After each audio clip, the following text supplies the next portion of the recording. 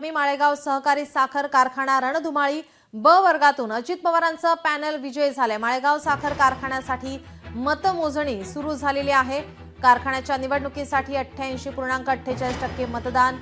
ब वर्गातून अजित पवारांचं पॅनल विजयी झाल्याची माहिती सध्या समोर येते। मतदारांची पसंती कोणाला याकडे आता सर्वांचं लक्ष लागलेलं आहे। मतमोजणीला सकाळपासून आता सुरुवात झाली। 88.48% मतदान झालंय।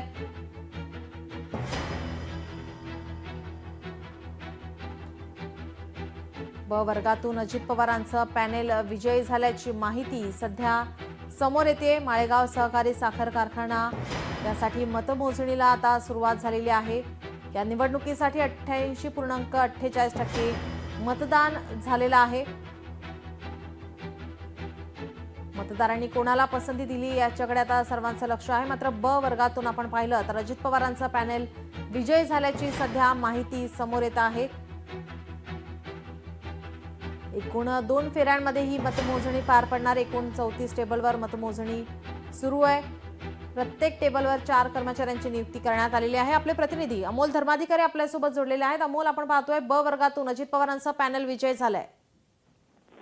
नक्कीच, आणि अजित पवारांना यामध्ये 91 मतं पडलेली आहेत। एकूण 102 मतदान या ठिकाणी होते, पण 101 जणांनी मतदानाचा हक्क बजावलेला होता, ज्यामध्ये अजित पवार यांना 91 मतं मिळालेली आहेत। तर दुसरीकडे त्यांचे जे विरोधक होते भालचंद्र देवकाते यांना अवघे 10 मतं मिळालेली आहेत, आणि त्यामुळे या मतमोजणीच्या पहिल्या टप्प्यात अजित पवार यांनी बाजी मारलेली आपल्याला पाहायला मिळते। मात्र आता पुढे ज्यावेळेस मुख्य मतमोजणीला सुरुवात होईल त्यावेळेस नेमक्या कशा पद्धतीचे कल हाती येतात हे पाहणं महत्त्वाचं आहे।